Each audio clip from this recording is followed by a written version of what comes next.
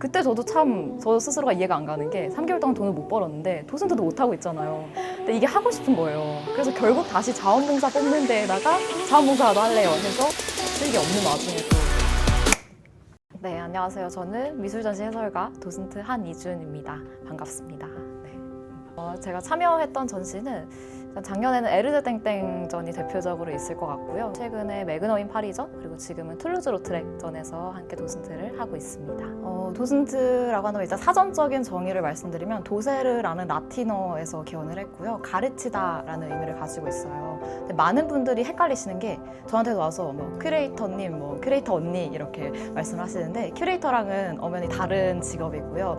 큐레이터는 전시를 기획하고 만드는 역할을 한다면 도슨트는 그 만들어진 전시를 좀 설명해주는, 여러분한테 좀 전달해드리는 역할을 한다라고 보시면 될 것 같습니다.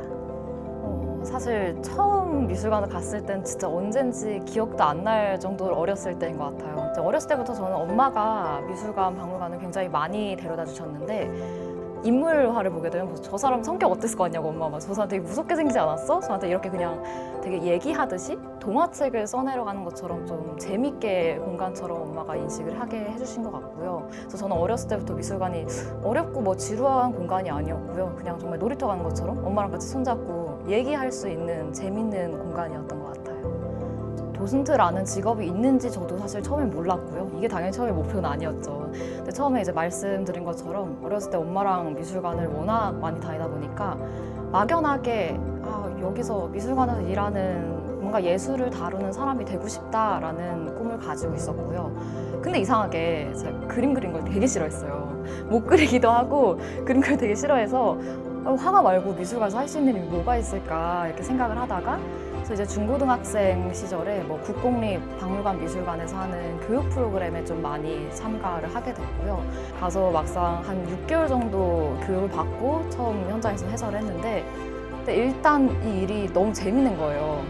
제가 원래 그 전까지는 뭐 사람들 앞에서 말하는 걸 좋아하는 사람도 아니고 되게 말도 못하고 이런 사람이었는데 제가 뭔가 공부한 그 전시에 대해서, 그 미술에 대해서 사람들한테 조금 더 쉽게 풀어서 이야기를 해드리고 그래서 보다 보면 처음에 제가 해서 시작할 때는 되게 정색하고 진지하게 막 되게 그 지루하신 표정 있잖아요. 점점 조금 더 같이 얘기를 하고 소통을 해 나가면서 점점 표정도 풀리시고 뭔가 이렇게 끄덕끄덕 공감해 주시는 모습에 내가 배운 걸로 같이 나누고 이렇게 공감하고 소통할 수 있다는 게 정말 너무 매력적이다라는 생각이 들었고요. 그래서 제가 좀 기억이 뚜렷하게 나는 건 한 10년 전쯤에 소마미술관에서 키스헤링 전시를 했었어요. 근데 그때 줄 서서 전시장 보러 갔는데 그 전까지는 저도 미술은 되게 어떻게 보면 공부를 하고 봐야 되는 것이다라는 생각이 어느 정도는 있었는데 키스헤링 작품을 보면 뭐 상품화 시킨 작품도 굉장히 많고요. 그러다 보니까 미술도 꼭 미술관에만 있어야 되는 게 아니구나. 그거를 굉장히 어렸을 때 처음 알고 나도 모두가 이렇게 재밌게 미술을 볼 수 있는 상황을 만들 수 있으면 좋겠다라는 생각이 좀 그 전시가 또렷하게 기억에 남는 건 그 전시인 것 같아요. 중간에 당연히 고민 굉장히 많이 했던 것 같아요. 이게 일 자체는 너무 좋은데 현실적인 문제, 정말 금전적인 문제 때문에 그만둬야 될까 해서 전시가 사실 3개월씩 돌아가다 보니까 그 텀을 한번 놓치면 못 하게 되는데 일단 돈은 못 버는데 또 다른 거 뭐 하고 싶은 건 없고 그때 저도 참 저 스스로가 이해가 안 가는 게 3개월 동안 돈을 못 벌었는데 도슨트도 못 하고 있잖아요. 근데 이게 하고 싶은 거예요. 그래서 결국 다시 자원봉사 뽑는 데에다가 자원봉사라도 할래요 해서 자원봉사로 그때 수익이 없는 와중에도 했던 적이 있습니다. 제가 이제 이 일을 처음에 시작했을 당시에 많이 들었던 얘기가 그냥 뭐 있는 자료, 뭐 도록이면 도록 오디오 가이드 보고 그냥 그거 그대로 읽으면 되는 거 아니야?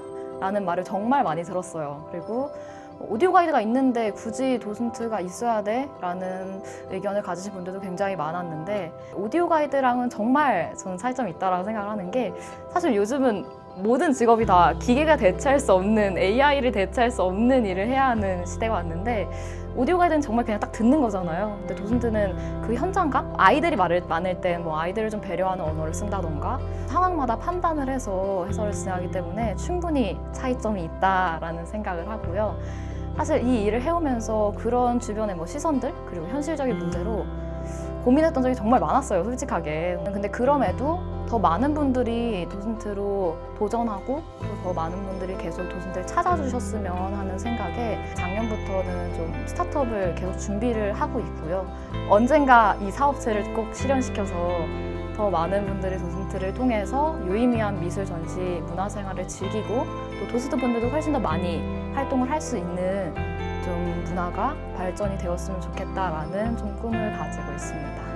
꿈과 현실 사이에서 정말 누구나 항상 고민을 하면서 사는 것 같고요.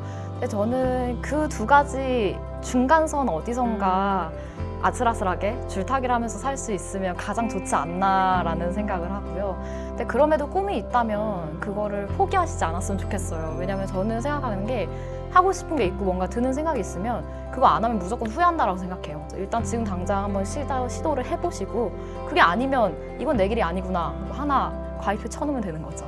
그래서 또 다른 길을 찾아서 열심히 달려가면 되지 않을까 꿈을 쫓아보셨으면 좋겠다라는 생각을 합니다.